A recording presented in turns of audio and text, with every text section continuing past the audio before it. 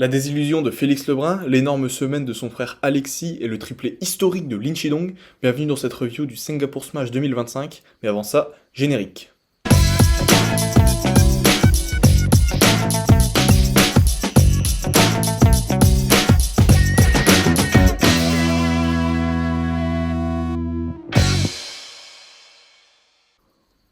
Le premier Smash de la saison vient donc de se terminer, je sais pas ce que vous en avez pensé, mais perso je me suis régalé. Bon, malgré le décalage horaire qui a parfois un peu piqué, je trouve qu'il y a eu vraiment pas mal de matchs qui m'ont vraiment beaucoup hypé. Voilà, la plupart du temps j'avais vraiment hâte d'être à la session prochaine pour voir la suite des matchs. Franchement c'était vraiment sympa à suivre et à regarder. Et si d'ailleurs il y a eu tant de matchs entourés par cette hype dont je parle, c'est en partie parce que les Français ont perf de manière assez exceptionnelle. Ils sont tombés sur de très bons adversaires. Par exemple, Lin Chidong, enfin Simon qui est tombé face à Lin Chidong au second tour, Alexis contre Lin Chidong aussi en demi-finale simple. Et aussi le double des frères Lebrun, qui est arrivé donc en demi aussi, contre la paire chinoise de Wang Chuxin Lin Chidong. Ça a toujours donné des affiches qui donnaient envie, et des matchs la plupart du temps, qui n'ont pas déçu, voilà, beaucoup de France-Chine, donc j'ai envie de dire. Et oui, bien sûr, c'est toujours plus alléchant de voir ce genre de rencontre, parce qu'on sait que en face, c'est les meilleurs joueurs du monde, et on a toujours envie de voir nos Français affronter, et souvent même déranger, les meilleurs joueurs du monde. Et parmi les France-Chine qu'on a pu observer durant cette semaine à Singapour, il y en a eu un assez rapidement dans le tournoi, puisque Simon Gauzy a affronté le numéro 2 mondial, donc Lin Chidong, dès le deuxième tour. Pour une fois, Simon, il était tombé sur un adversaire à sa portée, pourtant au premier tour, mais il n'a pas été épargné par la suite du tableau, puisqu'il a dû faire face au meilleur joueur de ces 6 derniers mois, hein, celui qui, depuis les JO, affiche un niveau monstrueux, et qui n'a pas, ou que très rarement, déçu et été battu durant ces derniers mois. Les deux joueurs, ils s'étaient jamais affrontés, mais bon, connaissant leur qualité de jeu à mi-distance, voilà, on savait que ce match, il allait nous offrir des super points, et franchement, ça a pas loupé, on n'a pas été déçus.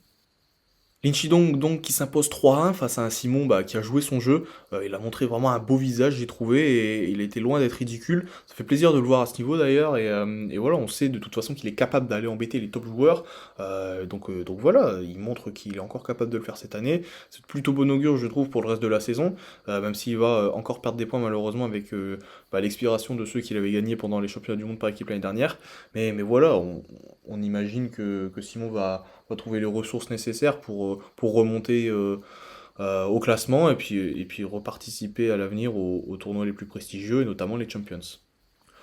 Autre match marquant de cette semaine, même si son dénouement en a déçu plus d'un, j'en suis sûr, c'est l'affrontement entre Félix Lebrun et Cao Chengdui. Donc bon, cette fois-ci, c'est pas un chinois, mais c'est quand même un joueur asiatique qui fait partie des plus dangereux, on a envie de dire. Enfin, dangereux, je dis ça maintenant, mais pour être honnête avec vous, avant le match, j'avais pas vraiment peur de lui. C'est un joueur qui a assez souvent été battu par les Français, donc j'avais une image de lui. Enfin, il me faisait pas peur quoi. Mais il nous a montré l'inverse avec ce match. Il nous a sorti une performance d'anthologie. Franchement, je l'avais jamais vu à ce niveau. Voilà. Et oui, il a plutôt bien progressé, je trouve, sur l'année dernière, sur ces derniers mois là. Franchement, ouais, c'est ce que je dis. Hein, face aux Français, il avait jamais fait forte impression. Et là, franchement, il a impressionné. Malgré le gain du premier set avec une marge assez nette, Félix il n'a pas su reproduire ce genre de set et de momentum durant la suite de la rencontre. Hein. Les deux sets suivants ils ont été assez moches, j'ai trouvé, avec beaucoup de fautes directes des deux côtés. Bon, il y a eu, enfin, ils en ont gagné un chacun, donc au final Félix il menait 2-1.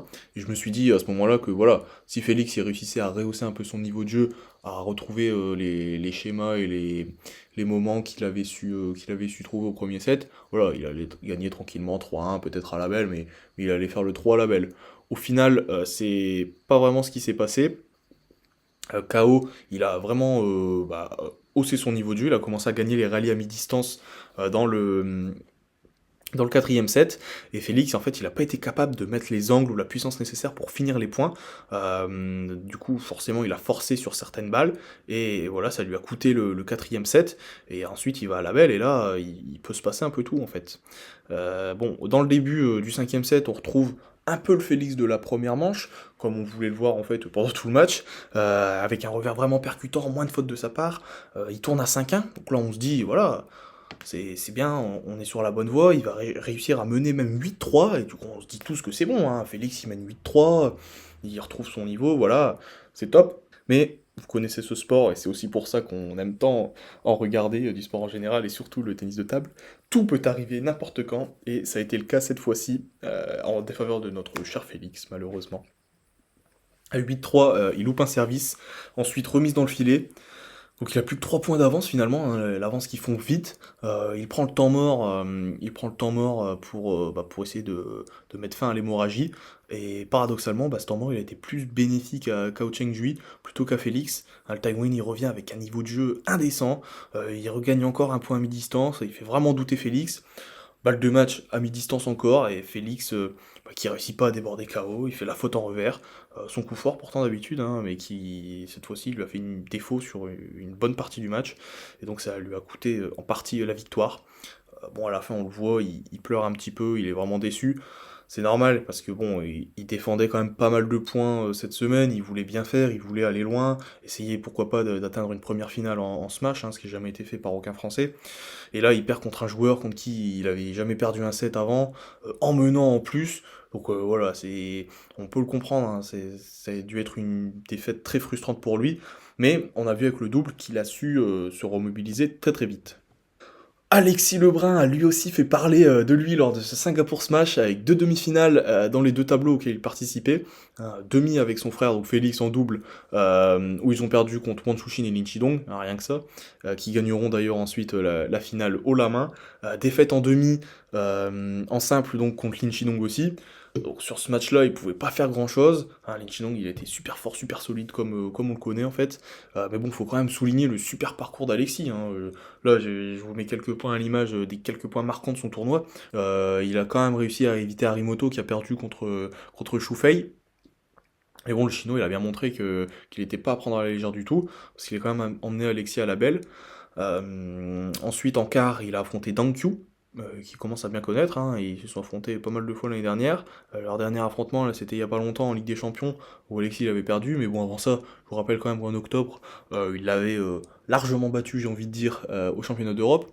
Donc voilà, le match il était assez difficile à pronostiquer, mais on sentait qu'Alexis il était dans une belle forme. Ça m'a fait un peu penser, cette semaine, elle m'a un peu fait penser à la période qu'il avait eue pendant les championnats d'Europe, justement, où il semblait injouable.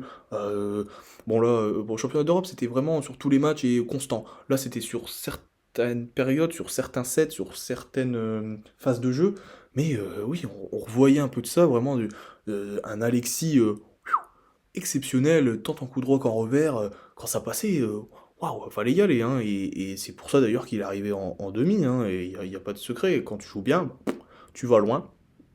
Donc ouais, Alexis est vraiment dans une belle forme cette semaine, et voilà, il bat Dankyu 4-2, j'ai pas envie de dire tranquillement, mais on l'a pas senti stressé, ni vraiment beaucoup gêné par l'Allemand. Donc voilà, première finale, première, non, première demi en Smash pour Alexis, la deuxième pour un Français après Félix au Singapour Smash de l'année dernière. Donc exceptionnel, encore une fois, bravo Alexis.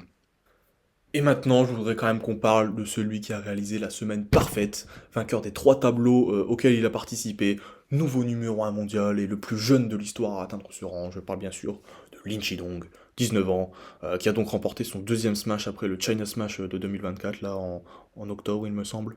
Bon, je vais pas vous refaire l'histoire, hein, il est quasi injouable depuis le retour des JO, et là il l'a encore montré en battant Liang Jingkun en finale, super finale d'ailleurs, et super demi de Liang Jingkun contre Wang Chuqin, et j'en ai pas parlé parce que je peux pas parler de tout, mais ce match-là il était incroyable, n'hésitez pas à aller le voir en replay sur la WTT, il était exceptionnel ce match.